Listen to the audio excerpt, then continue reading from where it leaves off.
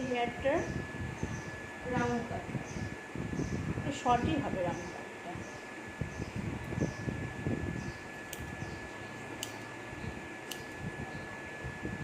Round কাট করতে গেলে আমাদের চুলটাকে গোল করে কাটতে হবে।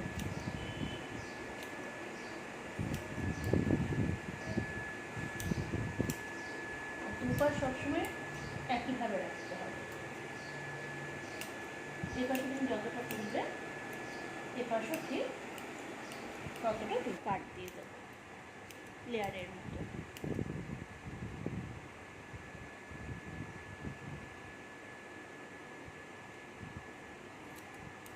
এই পাশও ঠিক একই সাইজে একটু ছোটো করে লেয়ার করে দেবো। এটা মাথায় রাখবে, ডান পাশেটা ডান দিকের কাছে চলবে, আর যেমন বাঁ পাশ হবে বাঁ পাশে।